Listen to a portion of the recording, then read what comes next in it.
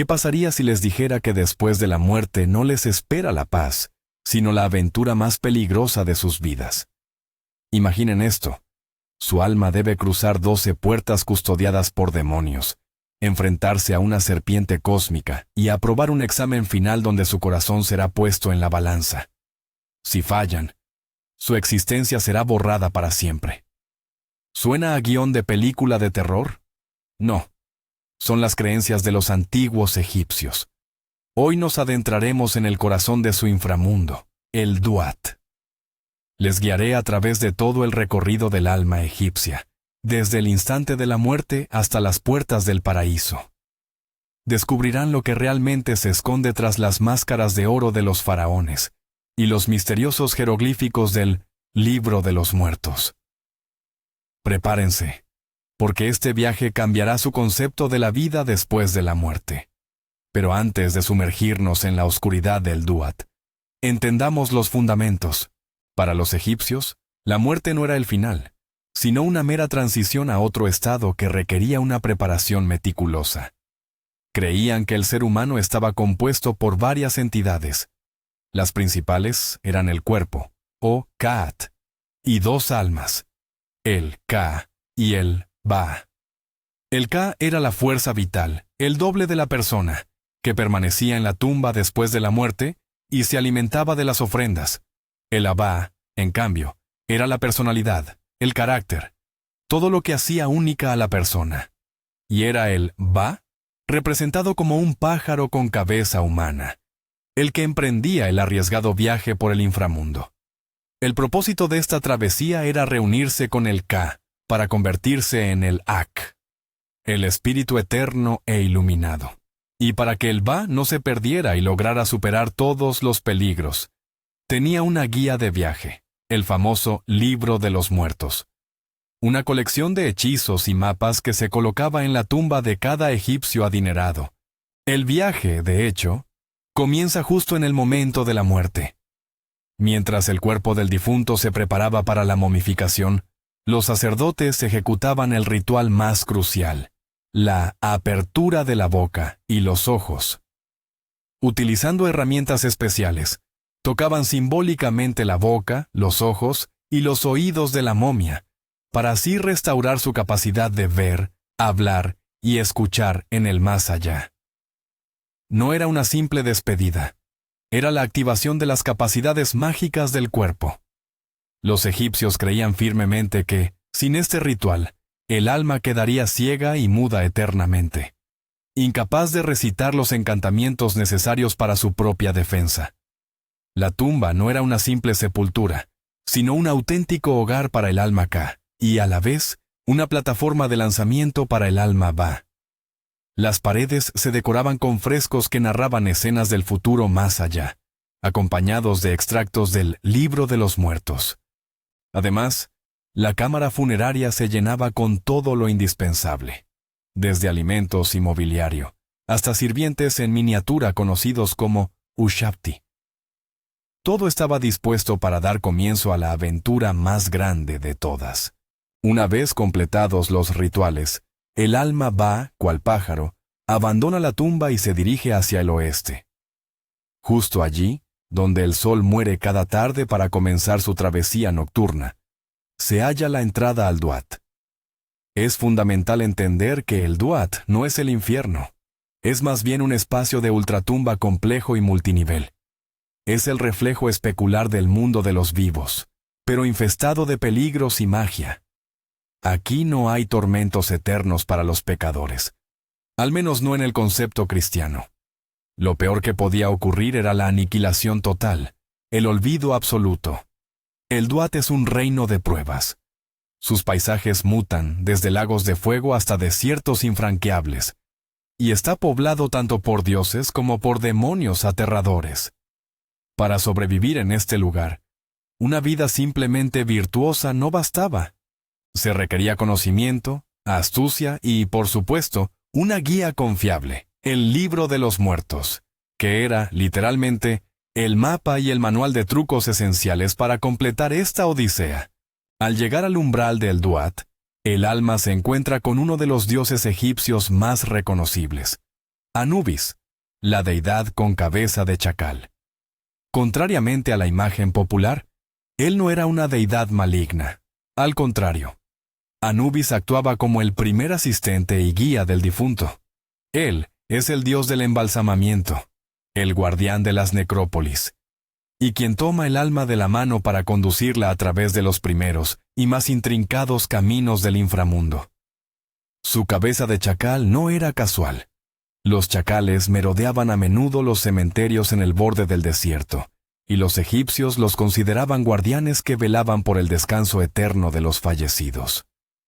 Anubis tenía la tarea de asegurarse de que el alma estuviera lista para el viaje y de guiarla hacia la gran sala del juicio. Él era el protector que ahuyentaba a los pequeños espíritus malignos e indicaba el camino correcto. Encontrarse con él era la primera señal de que los rituales funerarios se habían llevado a cabo correctamente y de que los dioses habían aceptado al difunto en su reino. A partir de este punto, el alma se une a la comitiva del gran dios solar Ra. Cada noche, Ra, a bordo de su barca solar Manjet, desciende al Duat. Su misión es navegar por el Nilo subterráneo para poder renacer a la mañana siguiente en el este. Este viaje se divide en 12 horas. Cada hora representa una nueva región del Duat, nuevas puertas que cruzar y, por supuesto, nuevas pruebas que superar. El alma del difunto se convierte en un pasajero más de la barca. Su labor no es meramente observar, sino ayudar a Ra de manera activa.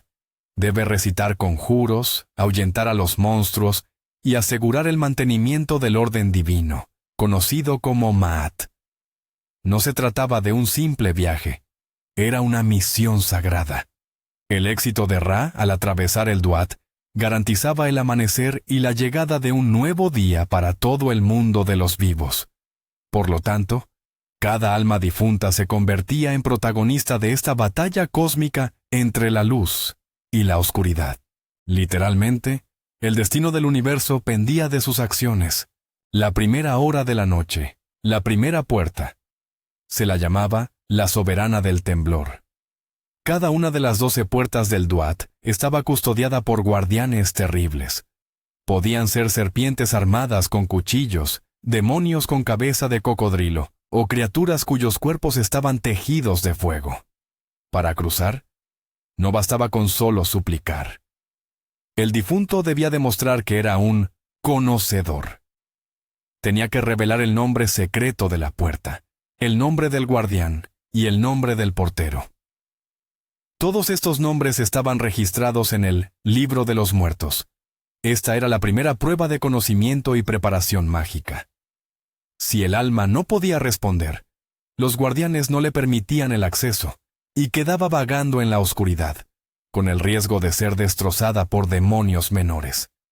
El cruce exitoso de las primeras puertas significaba que el difunto era digno de continuar el viaje junto a Ra. La barca continuaba avanzando, sumergiéndose cada vez más en la oscuridad del reino de ultratumba. Al llegar a la segunda y tercera puerta, las pruebas se volvían más complejas. El paisaje del Duat se tornaba cada vez más hostil. El alma contemplaba lagos de fuego, calderos hirvientes y ríos de ácido, donde padecían aquellos que no lograban avanzar. Y ojo, no eran tanto pecadores como ignorantes. Aquellos que no se habían preparado debidamente para la vida después de la muerte. En el camino de la barca de Ra, aparecían serpientes gigantes que escupían llamas. El difunto no solo debía conocer los nombres de los guardianes, sino también pronunciar poderosos conjuros para repeler el ataque de estas criaturas. Por ejemplo, el conjuro número 33 del Libro de los Muertos estaba dirigido contra las serpientes y recitaba: «Oh serpiente Rarek, no te acerques, Geb y Shu están en tu contra». Cada palabra poseía un poder inmenso, y el más mínimo error en la pronunciación podía resultar fatal. El viaje se convertía, en esencia, en una verdadera batalla por la supervivencia. El alma se topaba con todo tipo de seres en esas tierras lúgubres.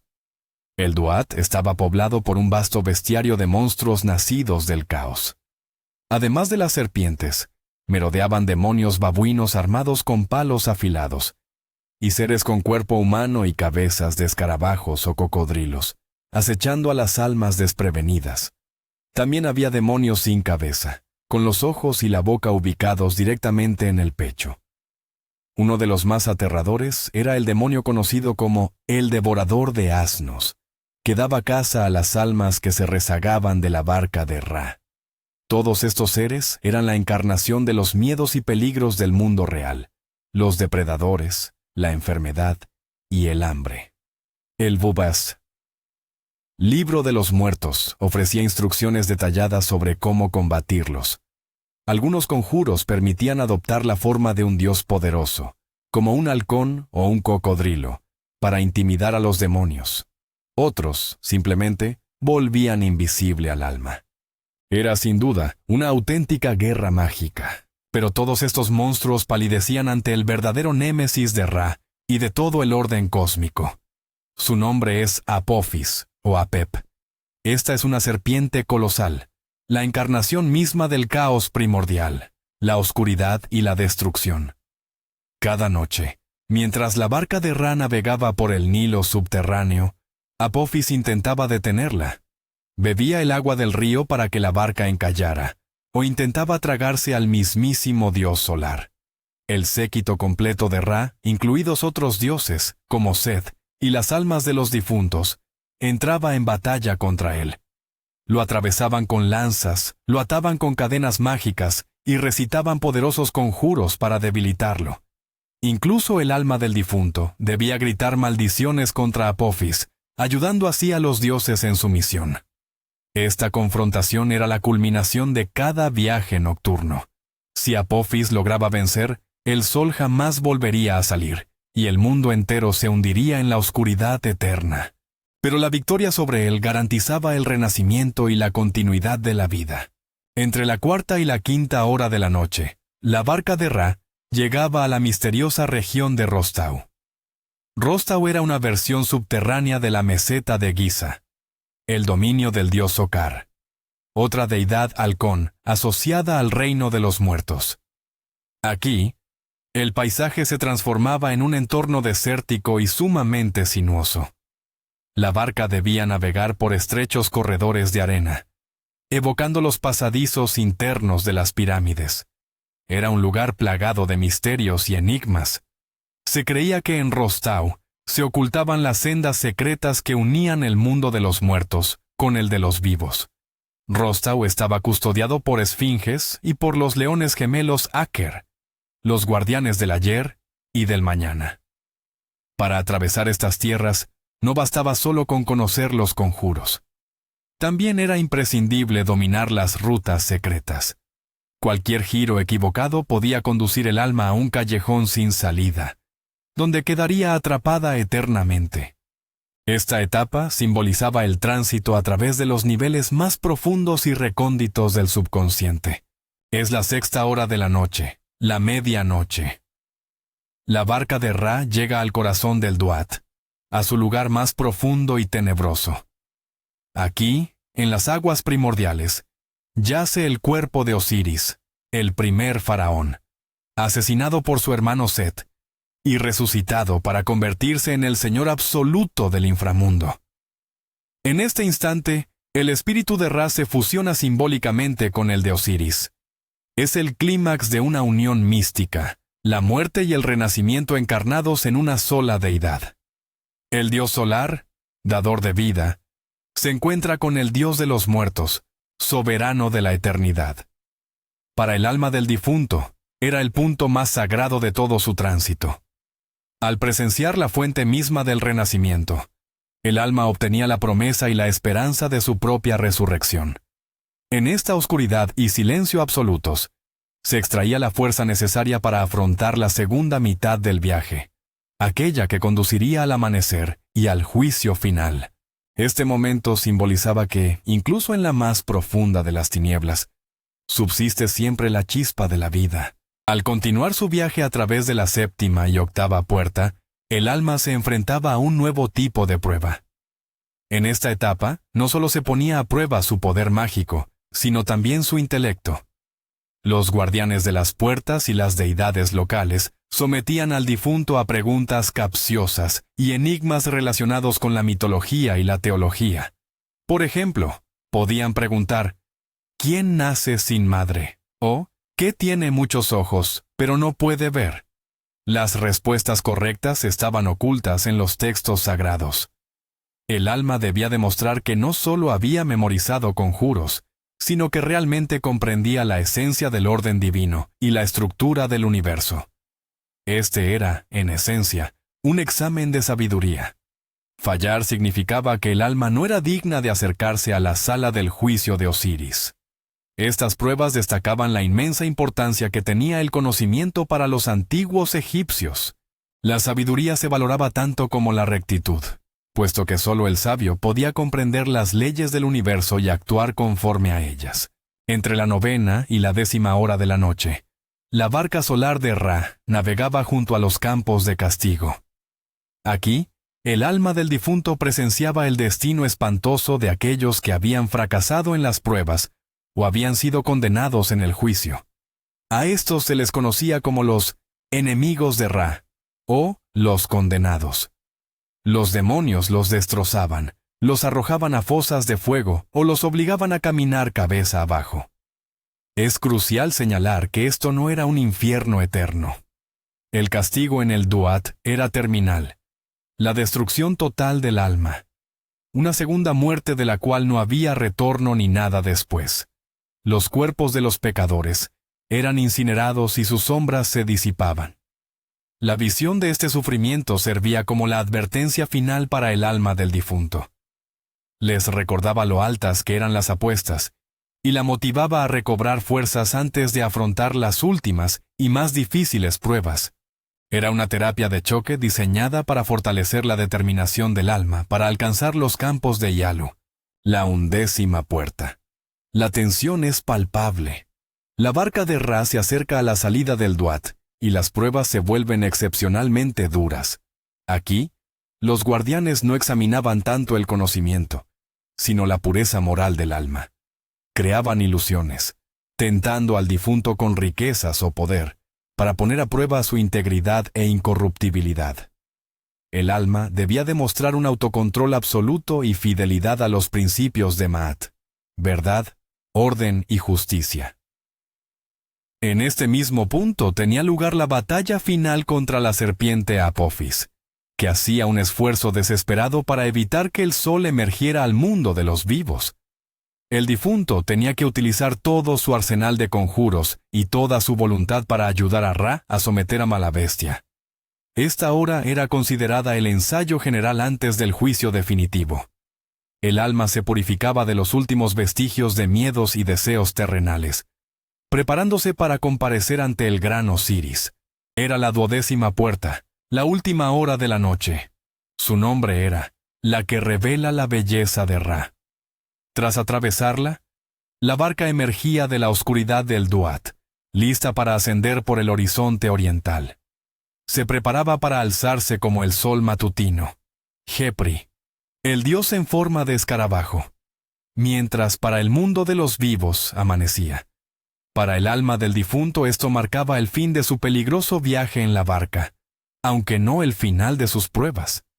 El alma desembarcaba y se dirigía hacia la sala de las 2 verdades, donde le esperaba el momento culminante de toda su existencia en el más allá, el juicio de Osiris. Después de cruzar las 12 puertas, luchar contra monstruos y demostrar su sabiduría, el alma finalmente obtenía el derecho a comparecer ante el gran Señor y demostrar su valía para la vida eterna. El ambiente estaba cargado de expectación y temor reverencial. El examen final estaba a punto de comenzar. El alma entra entonces en la imponente sala de las 2 verdades, también conocida como la sala de Maat. Es un recinto vasto y majestuoso, donde, al fondo, sobre un trono, se encuentra el mismísimo Osiris, ataviado con sus vestiduras funerarias blancas y portando en sus manos los símbolos de la realeza. Su piel es verde, el color de la regeneración y el renacimiento. A ambos lados se alinean los 42 dioses asesores, cada uno encargado de juzgar un pecado concreto. En el centro de la estancia se yerguen las enormes balanzas de oro. La atmósfera está cargada de solemnidad y una tensión palpable. El alma del difunto, guiada por Anubis, avanza hasta el trono y se postra. En ese momento debe pronunciar el discurso más crucial de toda su existencia: la confesión negativa. No se trata de una súplica de perdón, sino de una declaración firme y segura de su absoluta inocencia. El alma debe demostrar que su vida se ha regido bajo los principios de Mat, la armonía cósmica y la justicia universal. La llamada confesión negativa es el código moral más singular que nos legó el antiguo Egipto. El difunto, dirigiéndose por su nombre a cada uno de los 42 dioses del tribunal, debía declarar que no había cometido el pecado específico del cual ese dios era responsable. Ejemplos de estas negaciones eran: yo no maté, yo no robé, yo no mentí, yo no fui perezoso, yo no contaminé el agua del río, yo no escuché a escondidas, yo no levanté la voz. Esta lista de 42 negaciones abarcaba prácticamente todas las esferas de la vida, desde crímenes graves hasta las faltas o errores más cotidianos. Es interesante notar que el alma no se limitaba a decir «yo fui bueno», sino que negaba haber cometido actos malos muy específicos. Esto demuestra que, para los egipcios, la rectitud se basaba en el cumplimiento estricto de las normas y en el mantenimiento de la armonía. Cada palabra de esta confesión debía ser completamente veraz, ya que la siguiente prueba en el juicio final podía desenmascarar cualquier mentira. Después de la confesión, llegaba el momento de la verdad. La psicostasia, o el pesaje del corazón. El dios Anubis tomaba el corazón del difunto, que según las creencias egipcias, era la sede de la razón, la conciencia y la memoria, y lo colocaba en un platillo de la balanza. En el otro platillo ponía la pluma de avestruz más ligera, el símbolo de la diosa Maat, de la verdad y la justicia. Cerca de allí se encontraba el dios de la sabiduría, Tot, con cabeza de ibis, listo para registrar el resultado en un papiro. Toda la escena tenía lugar ante los ojos de Osiris y 42 jueces asesores. El silencio en la sala era absoluto. De ese momento dependía todo. Si el corazón, cargado de pecados, mentiras y malas intenciones, pesaba más que la pluma, eso significaba el fracaso. Pero si el corazón era tan ligero como la pluma, o incluso más, eso atestiguaba una vida de rectitud. Y en ese instante, la balanza se inmovilizó. Si el corazón resultaba ser más pesado que la pluma de Maat, la condena era instantánea e irrevocable. Junto a las balanzas, siempre aguardaba un monstruo aterrador llamado Amat, o Amit, la devoradora de almas. Poseía cabeza de cocodrilo, el torso de un león y la parte trasera de un hipopótamo. Estas eran las 3 bestias más temidas por los antiguos egipcios. En el momento exacto en que la balanza se inclinaba en contra del difunto, Amat se abalanzaba y devoraba su corazón pecaminoso. Este acto no significaba un tormento infernal, sino algo mucho peor: la aniquilación total y definitiva de la identidad. El alma dejaba de existir, disolviéndose por completo en el no ser. Era la segunda muerte. El destino que los egipcios temían más que a nada. No había redención, ni reencarnación. Simplemente el final. La extinción. Pero si el corazón lograba superar la prueba, la sala de las 2 verdades emitía un veredicto de alegría. Osiris declaraba al difunto, Maat Keru, o justificado, literalmente, aquel cuya voz es justa. Entonces el dios Horus, hijo de Osiris, tomaba de la mano a esa alma afortunada y la conducía ante el trono de su padre. En ese momento se abrían para ella las puertas a los campos de Yaru, o campos de cañas. Este era el paraíso egipcio. Pero, atención, este no era un lugar de inactividad o de simple ocio. Los campos de Yaru eran la versión idealizada, eternamente fértil, del Valle del Nilo. Allí jamás existía la sequía ni la hambruna. Las cosechas eran siempre abundantes, y los canales rebosaban de agua. El alma justificada recibía su propia parcela de tierra y debía cultivarla. Sin embargo, para evitar la fatiga, contaba con los sirvientes Ushabti, esas figuras funerarias que cobraban vida para realizar todas las tareas. El alma, por su parte, podía disfrutar de la bienaventuranza eterna, encontrarse con los dioses y sus antepasados, viviendo en paz, armonía y prosperidad. Y así concluimos este increíble recorrido. El más allá egipcio no era solo una imagen estática del paraíso o el infierno. Era una gesta dinámica, llena de magia y peligros. Una verdadera prueba donde la propia existencia estaba en juego. Cada detalle, desde el amuleto en el cuello de la momia, hasta el conjuro escrito en el libro de los muertos, tenía una importancia crucial. Los egipcios no solo creyeron en la vida después de la muerte, sino que diseñaron un manual detalladísimo de supervivencia para poder afrontarla. Esto demuestra la profunda importancia que le daban al orden, al conocimiento y a la justicia, los pilares de Maat. Su cosmovisión estaba impregnada de la idea del ciclo eterno. El sol muere y renace, el Nilo inunda y retrocede, y el ser humano, al igual que estos elementos, podía morir para alcanzar la vida eterna. Gracias por habernos acompañado en este camino. Si disfrutaron de este recorrido, no olviden darle me gusta, suscribirse al canal y, por supuesto, activar la campanita de notificaciones. Y ahora, les dejamos una pregunta para reflexionar. Si su corazón fuese puesto hoy en la balanza de Maat, ¿lograría ser más ligero que la pluma? Déjenos saber su opinión en los comentarios.